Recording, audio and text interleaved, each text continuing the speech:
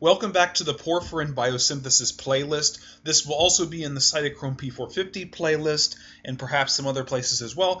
In this video, what we're going to do is we're going to kick off the synthesis of heme, and that's catalyzed by this enzyme right here, which is called δ-Aminolevulinate synthase. Okay, many times you'll see it abbreviated as ALA synthase. There should be a parenthesis here. So this will be abbreviated as ALA synthase. This is the committed step in heme synthesis, okay? As we'll find out, it's also an allosteric enzyme in heme synthesis. There are two of those, ALA synthase and porphyrobilinogen synthase. And the two substrates for this enzyme are going to be succinyl-CoA and glycine. And what we're ultimately going to get out of it, as we would expect, δ-Aminolevulinate or delta-aminolevulinic acid, and you abbreviate that as ALA, okay?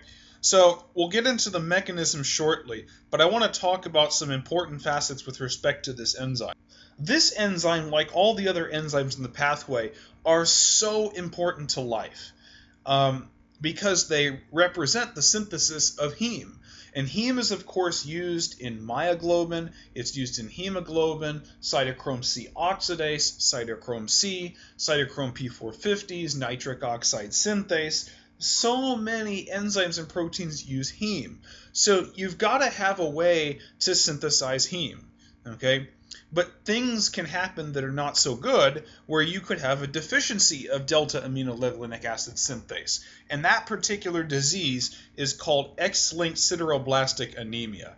Okay, whenever you hear this term anemia, you should immediately think of basically low oxygen carrying capacity. So there's many different situations that can cause a lowered oxygen carrying capacity. One of those is if you don't have heme, because as we know, the thing that carries oxygen in the blood is the heme component of hemoglobin, and of course that's attached to red blood cells. But if you don't have the heme to start with, you won't have very good oxygen carrying capacity, and so that will leave the majority of the heme that you need to get through the diet.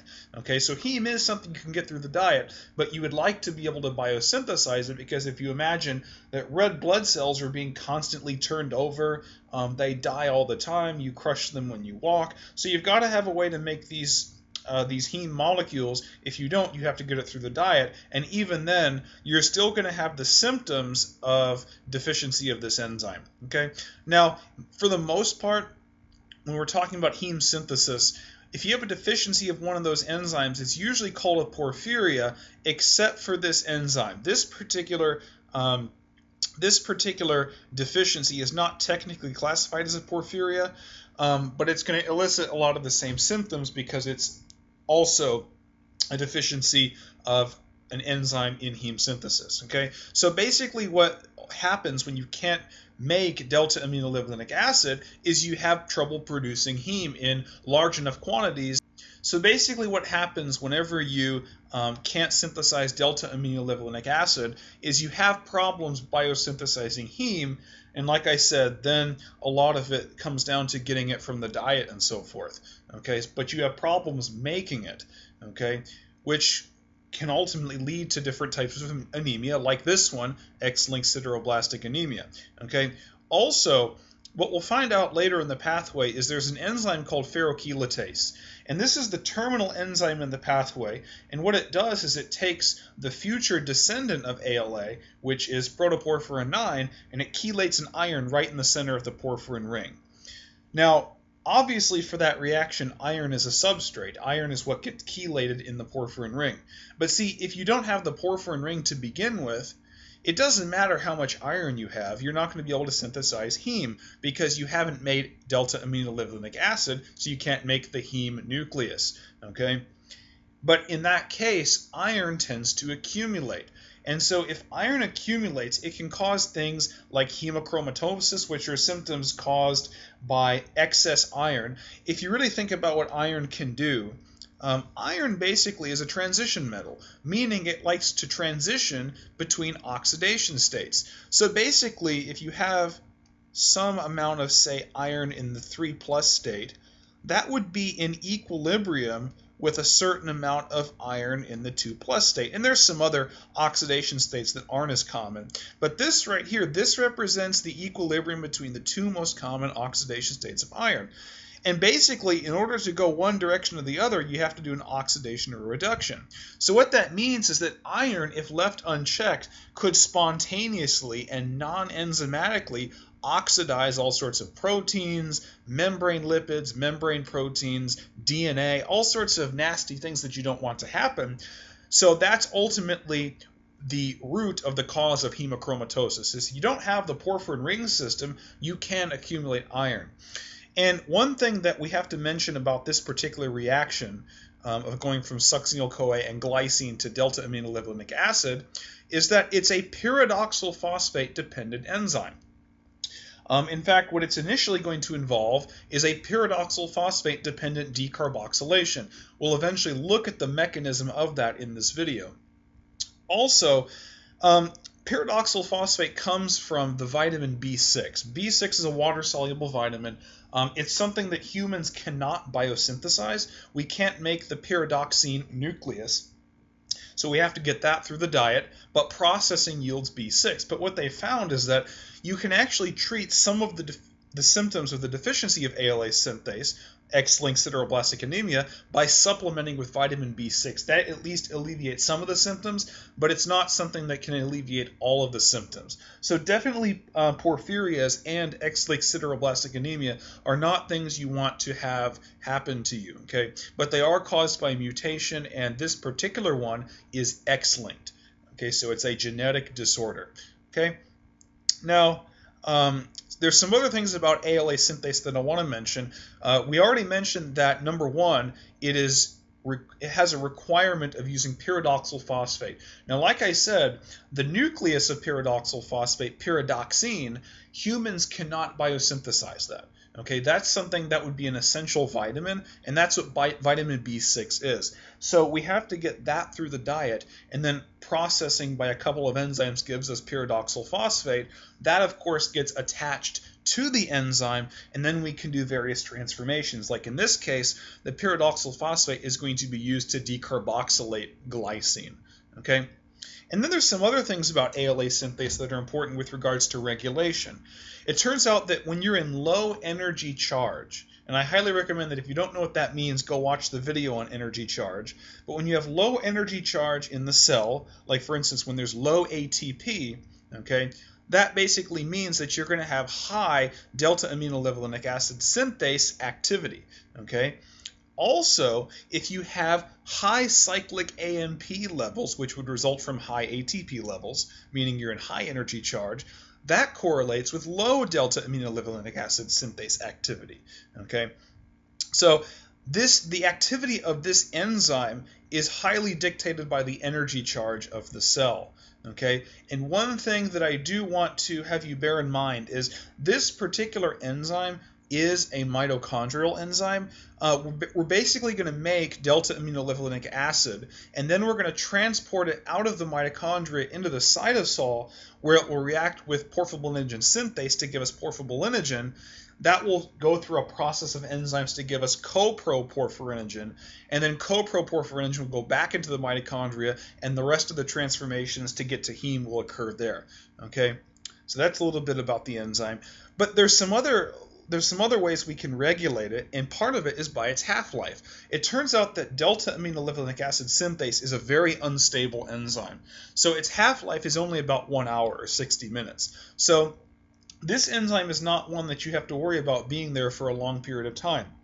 You make it, and in about an hour, half of the concentration of that enzyme will have been degraded already. Okay, so it's not a very long-lasting enzyme, so that's part of the way you regulate it, is by its rate of degradation. Okay? Okay, also, there are some things that are correlated with high ALA synthase activity.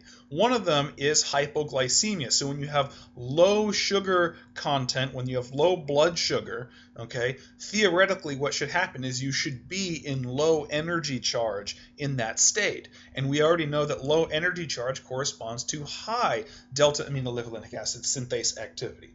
But there's some other things that can cause upregulation of this enzyme, and those are things like barbiturates and steroids. Okay, so something like a barbiturate, the way you get rid of those things is through the use of cytochrome P450 enzymes.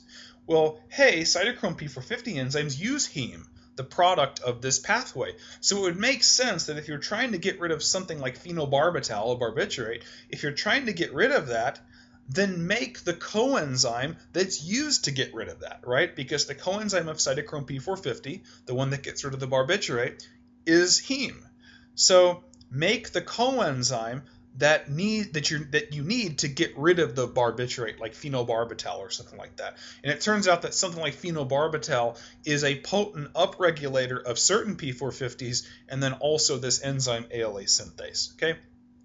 But there's also some things that can cause low δ-Aminolevulinate acid synthase activity. And those are things like low iron, hemin, and heme. Okay, so when there's low iron present, okay, in other words, you're in like an iron deficiency state, or you just haven't eaten in a while and you have low iron, that's correlated with low ALA synthase activity. But it turns out that ALA synthase has an even broader range of regulatory action. ALA synthase is allosteric.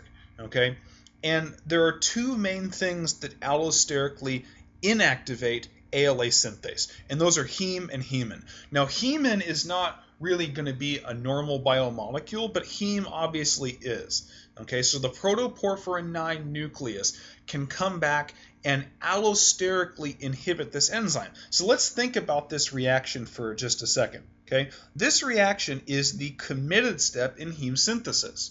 Okay, so ultimately what that means is that this pathway that kicks off with ALA synthase is going to synthesize heme. Well, if you already have a lot of heme, you don't need to make any more of it, right? So if you already have enough of it, it would make sense that the final product could come back and allosterically inhibit this enzyme. So if you already have enough of the product, then inhibit the synthesis of it. And I think that makes perfect sense. So it turns out that heme and hemin are going to be allosteric inhibitors of this enzyme. Basically what hemin is it's a heme with a chloride ligand on the iron in the center. Okay, don't worry about hemin so much, just understand heme is the normal biomolecule that allosterically turns this enzyme off. Okay, and just to recap, we're going from glycine and succinyl-CoA using pyridoxal phosphate, and that gives us δ-Aminolevulinate. Okay, now there is some more considerations I want to take. Okay, when we're looking at the synthesis of one heme molecule, let me come over here and do this. Okay, so basically we're going to one heme. Okay, let's just talk about one heme for now. Okay, this is one heme, and I want to think about what the constituents are required to make up that heme. Okay, well, it turns out that heme has to be built up from sort of monomers, if you will, and it turns out that there's one monomer that is polymerized into heme, and that molecule is called porphobilinogen. My marker isn't working very well. Porphobilinogen. But it turns out that you need 4 of these to make one heme. So that means one heme is made up of 4 porphobilinogens. I'm going to abbreviate those PGN, porphobilinogen. Okay? And one porphobilinogen, what does it take to make that? Well, to make one porphobilinogen, it takes 2 ALAs. So there's one ALA here, and there's another one right here. Okay? So what does it take to make one ALA? Well, to make one ALA, to make one aminolevulinate, it takes one glycine, and it takes one other succinyl-CoA. Okay, so the question remains, for example, how many glycines does it take to make one heme? Well, you may be able to see it in your head, but I sort of want to prove it to you using dimensional analysis. So let's see, how many glycines does it take to make one heme? So let's say we have one heme. and that's a heme B, by the way, iron protoporphyrin 9. So to make one heme, it takes 4 porphobilinogens, right? Takes 4 porphobilinogens. Well, how do you make one porphobilinogen? Well, to make one porphobilinogen, you have to use 2 δ-Aminolevulinates. And to make one aminolevulinate, it's going to take 1 glycine. And you could do the same thing for succinyl-CoA, and what you'd find is after everything canceled, you would see that to make one heme, it's going to take 8 glycines, and it's also going to take 8 succinyl-CoAs.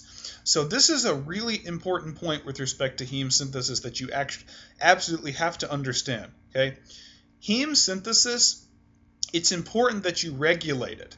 Okay, in fact, what you'll find is that there are 2 allosteric enzymes in the synthesis. The first one is this one, ALA synthase. The second one is the next one in the pathway, which has 2 names. Number 1, it's called porphobilinogen synthase, but the other name is aminolevulinate dehydratase, okay, or ALA dehydratase.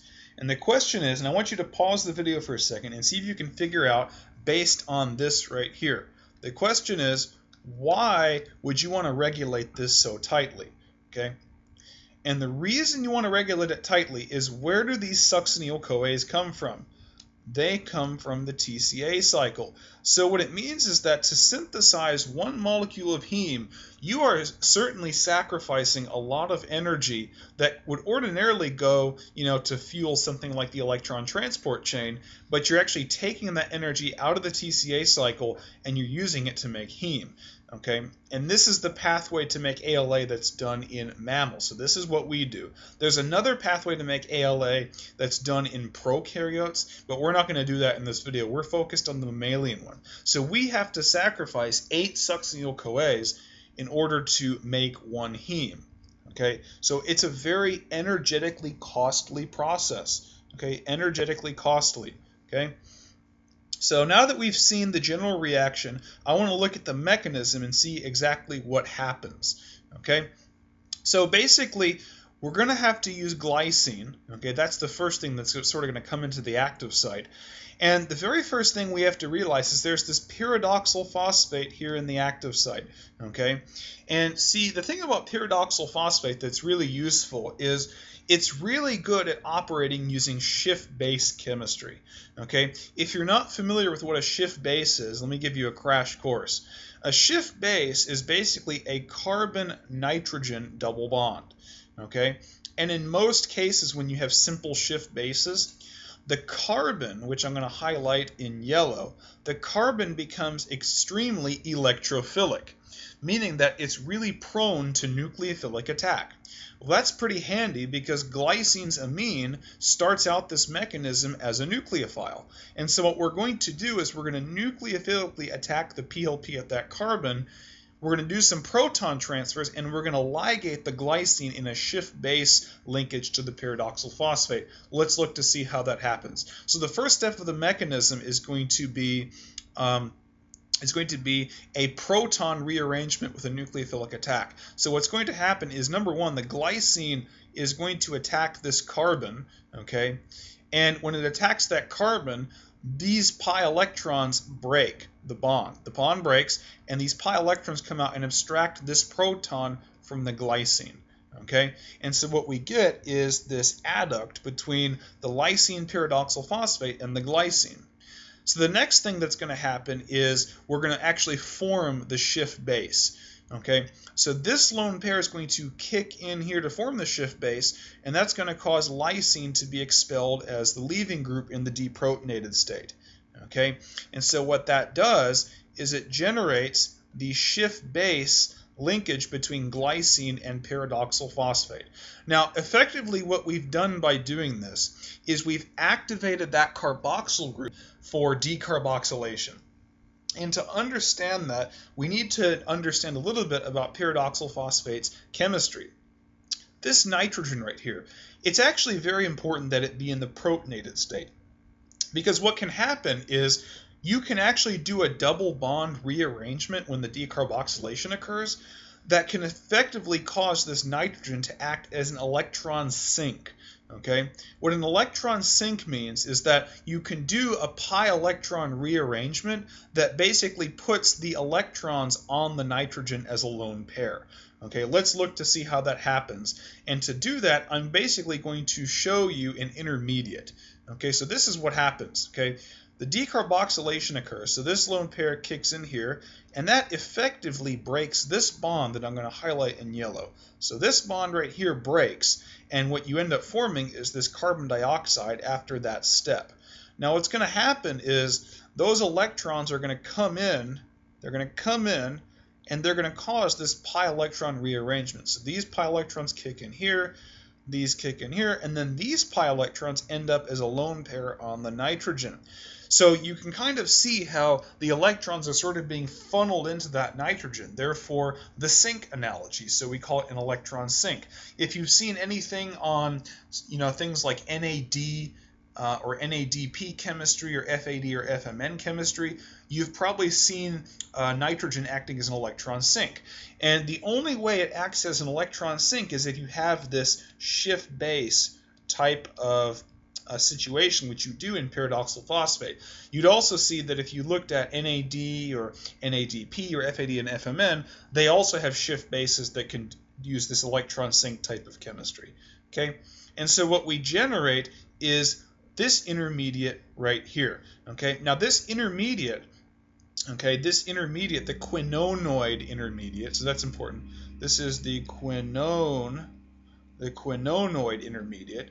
Okay, it has a resonance structure. Okay, because what I can do effectively is I can kick this lone pair out here, which will cause another double bond rearrangement. Okay, it'll cause another double bond rearrangement. There should be a positive charge there, and that would essentially force a lone pair on that carbon. Okay, so these two structures right here, these are resonance structures. These are two of the resonance structures.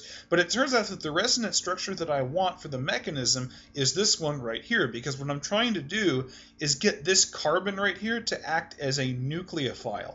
Because the next step is to allow succinyl-CoA into the active site. And so what's going to happen is we're going to get a nucleophilic acyl substitution, probably the most important reaction you could ever learn from organic chemistry for application here. So this carbon anion, or this carbanion, comes out here, and it's going to nucleophilically attack this thioester carbon of succinyl-CoA, and that's going to generate a tetrahedral intermediate, which is shown right here. So this is the ligation product, the tetrahedral intermediate between succinyl-CoA, glycine, and the pyridoxal phosphate. And then what's going to happen, just like in the case of any tetrahedral intermediate, is it will collapse back down to reform the carbonyl, and in the process what you get is loss of coenzyme A. So the product that's going to come off at this stage is coenzyme A, okay, and that will go up and pick up a proton from solution as it leaves. Okay, so now you have this guy right here, okay, keep in mind we have this deprotonated lysine in the active site. Now we're effectively going to reverse the initial steps, because remember what we did initially is we started with lysine as a shift base, right? And then we forced glycine into a shift base. So what we're going to do now is we have what was glycine as a shift base, and then we're going to put back lysine into a shift base. So we're going to reverse the initial steps. So what's going to happen is lysine will do a nucleophilic attack on this carbon right here, and that's going to cause a proton transfer, okay, on the lysine, and you basically get this product where the lysine now and what will be ALA are both attached to the pyridoxal phosphate nucleus, and then you're going to get shift base formation. So this lone pair is going to kick in here, and then δ-Aminolevulinate leaves. Okay, so this product right here that you generate, okay, this is number one, the resting state of pyridoxal phosphate in the active site for ALA synthase, and then you get this really important product right here called ALA, or δ-Aminolevulinate, that goes on into heme synthesis. So this will react with porphobilinogen synthase in the cytosol, and you will end up generating heme B. So I want to make this perfectly clear. This reaction that we just did in mammalian cells, this is a mitochondrial enzyme. Okay, this is a mitochondrial enzyme. So this ALA that we just generated will have to be transported out into the cytosol, because the very next enzyme in the pathway, which is porphobilinogen synthase, which by the way also is allosteric, porphobilinogen synthase is in the cytosol. So we have to get this guy out, react it with porphobilinogen synthase, and that gives us porphobilinogen.